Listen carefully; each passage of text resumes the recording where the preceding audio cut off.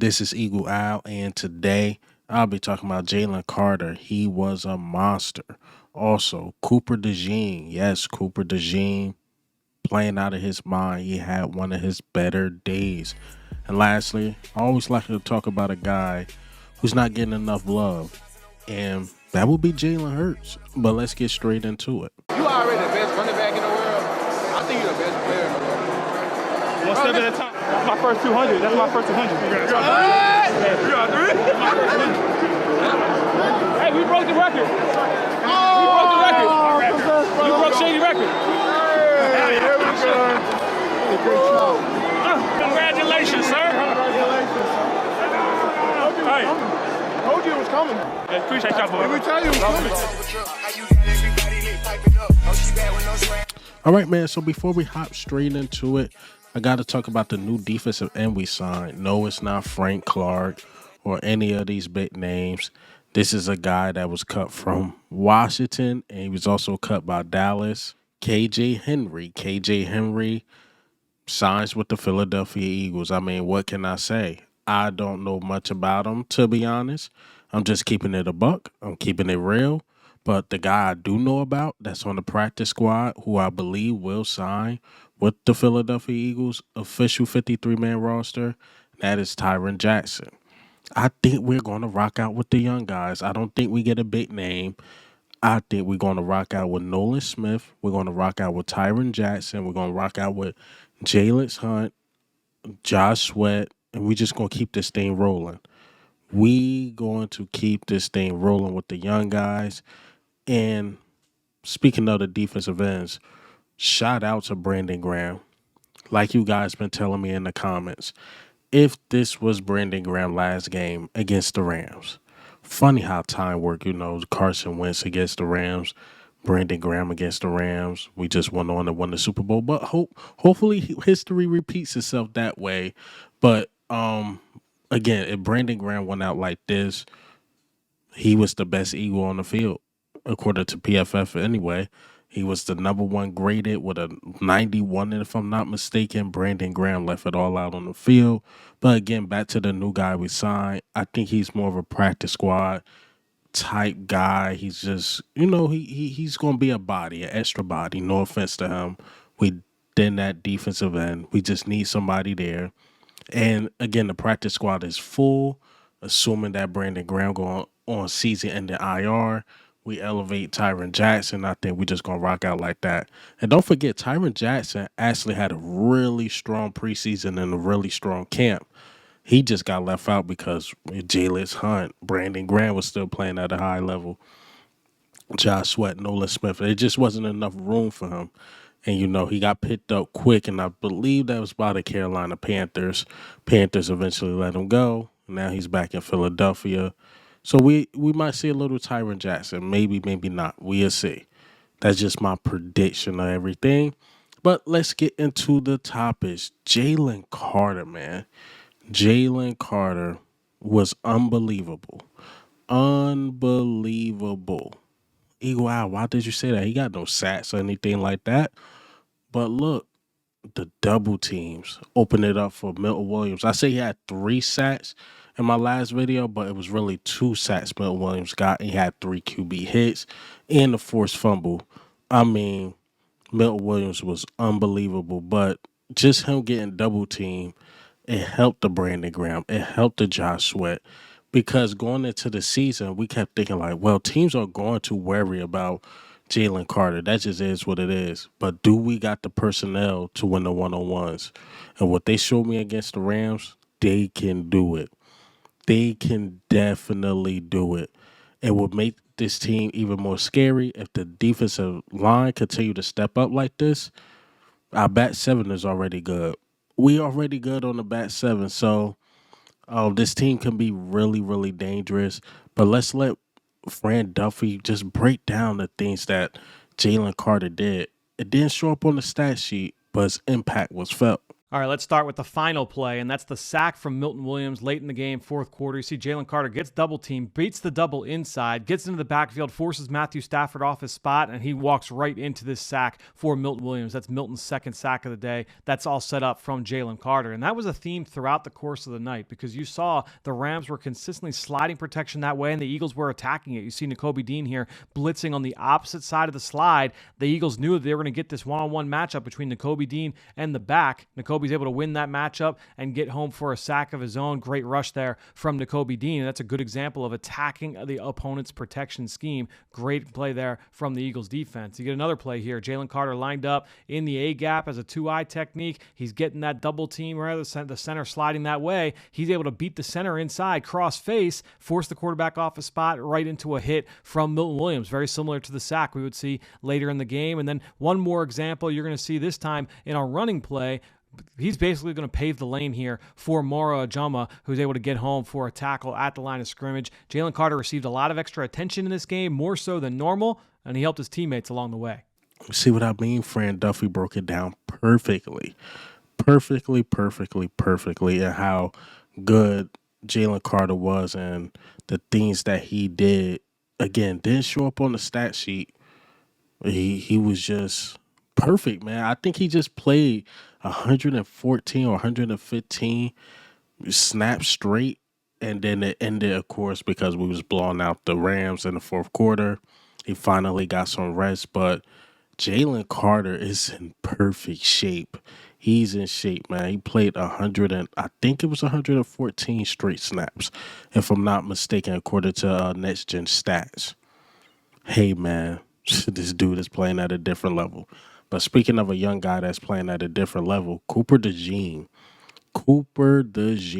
man, oh man. So according to Anthony DeBona, while Quinyon Mitchell struggled in Week 12, Cooper DeJean continued to excel. I do agree with that, just to get a little bit off tangent. Quinyon Mitchell, on the stat sheet, it looked good, but this was one of his worst games, I will say. But it wasn't like, oh my God, he's terrible. It's just when you compare this game to his others, it was one of his worst, but he still had a solid game. I don't think Matthew Stafford tried him as much. If you look at the game overall, this wasn't the best showing of Quinyon Mitchell, in my opinion. But DeJean, he was tested, and man, he passed. According to Anthony DeBona, DeJean allowed 5 receptions on 9 targets for 40 yards against the Rams. DeJean has allowed 25 receptions on 39 targets and just for 156 yards, no touchdowns in 2024, according to Next Gen Stats.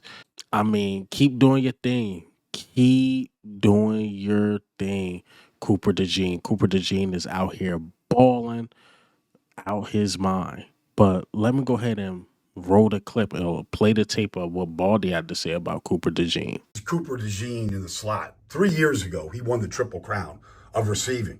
That's Cooper DeJean. He was an 18-year-old freshman at Iowa when he was winning the Triple Crown. This is how he wired him up. Like a Philadelphia South Street soft pretzel right there. Completely had him tied up. Wouldn't let him off the line of scrimmage on third down. You know what the Rams had to do? They had to punt. Then you get this right here. I mean, here's this other receiving sensation, Puka Nacua right here. And he's got him now in a trail technique. Watch how comfortable he is, just trailing Nacua right here. When he goes out, DeJean goes out and plays it blind and punches the ball out right there with another stop. And then you want to watch him just play right here. Watch him. He knows this is a boot drag. Look at his feet. He doesn't even move. Everybody else is moving on the field. He knows what's coming. So he's going to play this deep to short, right? All right. He knows that Stafford's looking right there. But when he dumps it off right here to Cooper Kupp, who's there to make the tackle? Does the guy miss a tackle? Because here he is down the goal line right now. You got to be stout in the goal line. This Kyron Williams got 8 rushing touchdowns. He's going to come right here and put his head right in the solar plexus of DeJean. He just stands up like a sumo wrestler and takes him backwards. This Eagles defense, if there's one major improvement, that kid on the corner and DeJean in the slot made all the difference in the world. You see it. You see it. Cooper DeJean playing out of his mind. Keep doing you, Cooper DeJean. I mean, we're going to need you. And I'm really surprised They haven't tried him on the outside yet, but the things he can do just in that middle of the field, if it's blitzing, if it's being a spy, whatever he does, I think he's more valuable at that, slot because you can move him around and you know, play him differently than if he was just strictly an outside guy. So the slot to him, it fits him, in my opinion. But we'll see in the future. Will they ever slide him to the outside or will he just be this strong slot cornerback? We never know what the future brings, but so far Cooper DeJean has been playing at a high level. But, it's Tuesday. Tuesday, I love to give the guy that's not getting enough love, in my opinion. And I think that's Jalen Hurts. Jalen Hurts, I was going to give it to Johnny Wilson, but I'm like, I don't know. Johnny Wilson did have a catch, but the blocks he was making, man, he's really like another tight end out there. Even though he don't want to switch to tight end, he was looking pretty good blocking. We just need him to play more to his size. Like when Jalen Hurts seen him one-on-one against a smaller guy, come on, Johnny Wilson. You got to snatch the ball out the dude's hands, man. You're 6'7". Play like it, man. That was one of my knocks on Johnny Wilson. But back to Jalen Hurts. Jalen Hurts, I mean, the numbers, 15 to 22, 179 or something like that, 40-plus rushing yards or whatever he had. You know what was the killer to the Rams? It was Jalen Hurts on third down. If I'm not mistaken, he converted 6 third downs out of 9 just with his legs. Just with his legs. I mean, the tush push and the scrambles because they couldn't contain. I mean, Jalen Hurts was killing them. He was killing them. And then also, he wasn't putting the ball in harm's way.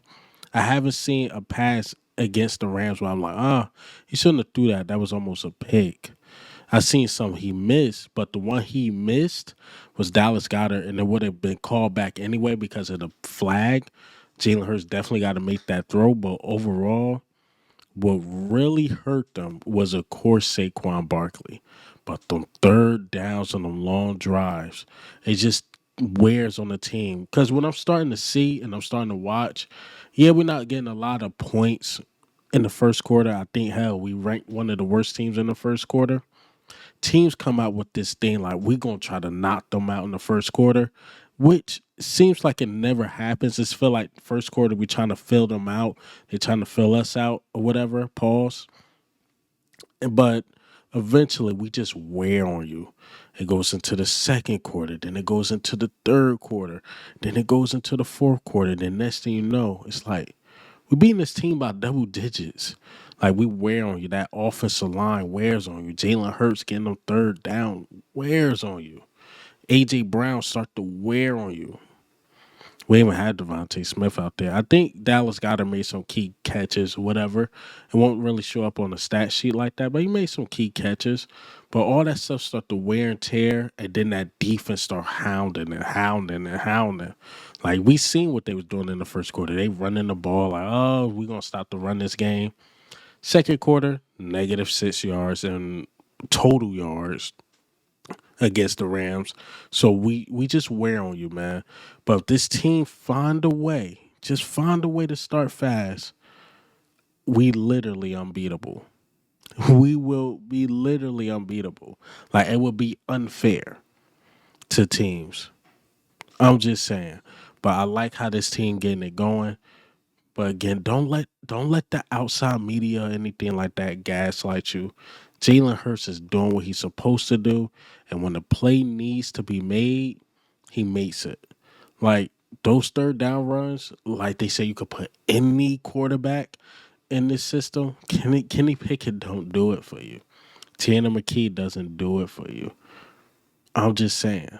I think even if you sign like a Dave Jones or whatever, he doesn't do it for you. So, again, the leadership by Jalen Hurts, you see him having fun, being that leader, and not just that off the field, but on the field stuff he's doing. He said, like, yo, after the bye, I had one of the best buys, and the results show it. We haven't lost since the bye. I literally don't see a team beating us. I just watched most of the Baltimore Ravens game. I think it was like 30-16. But I feel like the Chargers beat themselves more than than the Ravens beat them. That's going to be a good matchup because I will say the Ravens are a physical team. Let's see how we handle that because the Rams tried to come out physical too, and we did a really good job. But that's all I got for you guys today. And hey, man, what do you think and how do you feel about the news today? Jalen Hurts, he got to get a little credit. I know Saquon is taking up all the shine, but he got to get a little something. Also, how do we feel about Cooper DeJean and Jalen Carter, these young guys on defense? But this is Eagle Al, man. I'm out.